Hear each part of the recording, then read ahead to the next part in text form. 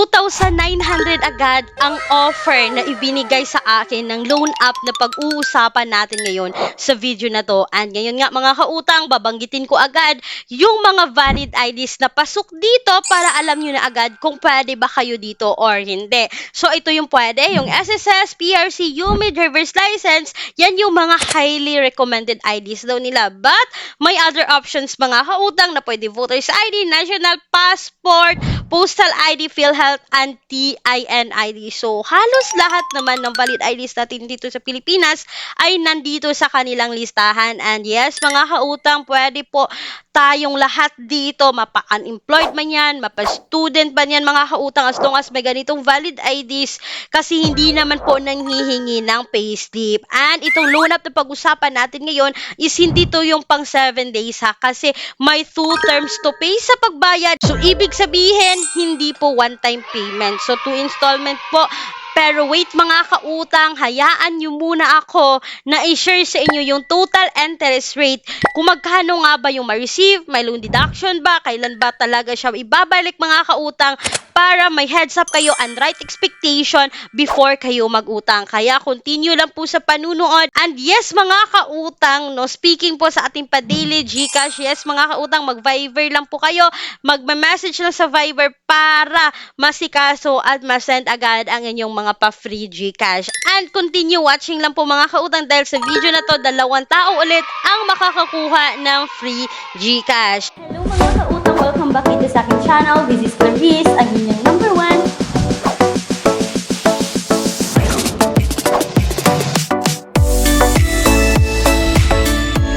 Hey mga kautang, welcome back again dito sa akin channel, no. This is Clarice, ang inyong number 1 pala utang, dahil utang is life. And alam ko mga kautang, no, utang is life talaga kasi sa panahon ngayon medyo nagigipit tayo, naghahanap tayo kung saan tayo pwede mga utang. And dito lang talaga tayo sa mga online utangan, ang bilis makautang kasi kapag sa kapitbahay, kamag-anak, sa trabaho natin is nahihirapan din silang magpautang sa atin, lalong-lalo na't same lang tayo ng income, di ba mga kautang? So medyo gipit kaya sa online kumapit.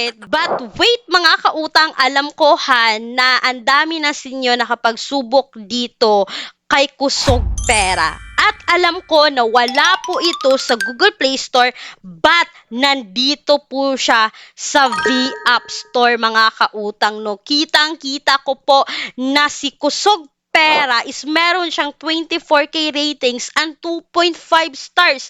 Mga kautang, na-shock ako kasi yung developer ngayon ng Kusog Pera na ito ha, dito sa V-App Store ay naging si Fcash Global Lending, which is mga kautang before, no, itong si Kusog Pera, ang developer talaga nito is si Kusog Pera Lending Inc. mga kautang. So mga kautang ha, based sa aking research po, itong si Kusog Pera Lending Incorporated is sister company niya po, Sisla Pera. And yes ha, nandito pa rin siya sa list of recorded online lending platforms. At mga kautang, itong si Kusog Pera Lending Incorporated is CIC accredited.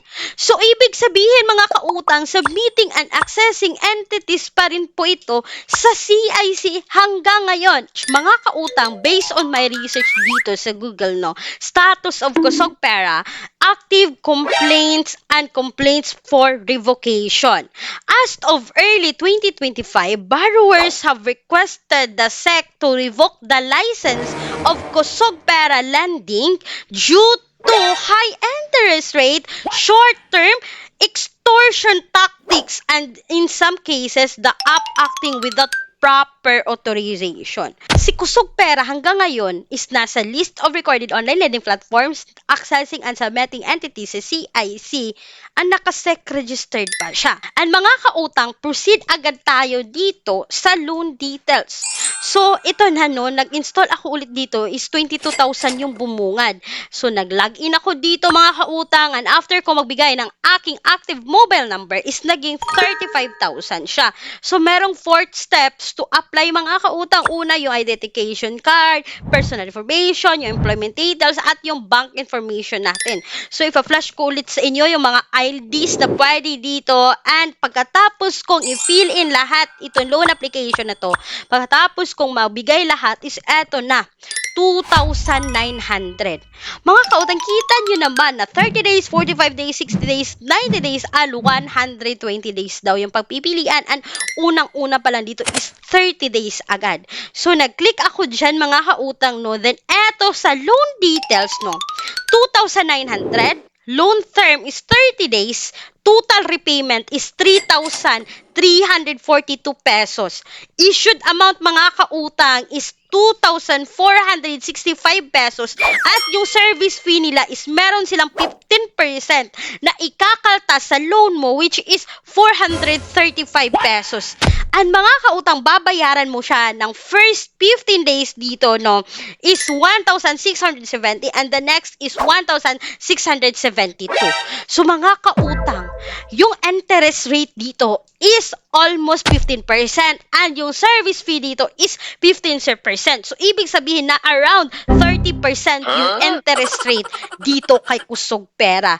Nag-continue ako, pinagpatuloy ko talaga yung pag-utang dito mga kautang to see if i-approve nila yung application ko. So kita nyo dito, naka-processing na yan mga kautang.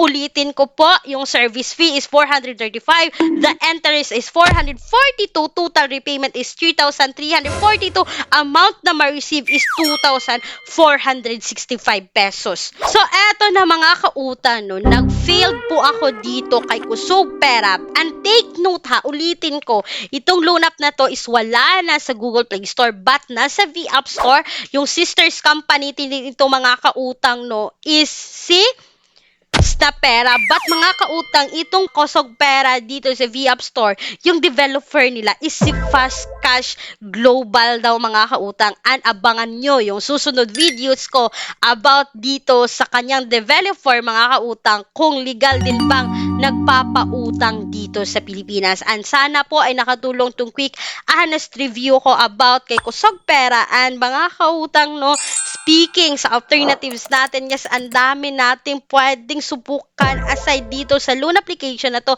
You can check po the pinned comment sa video na to. And speaking sa bank personal loan, na palagi at always kong binabanggit, no, sa dulo ng aking video, and still nagpapautang pa rin sila ng minimum of 20,000, maximum of 2 million pesos. And please take note, all applications submitted is subject for bank approval.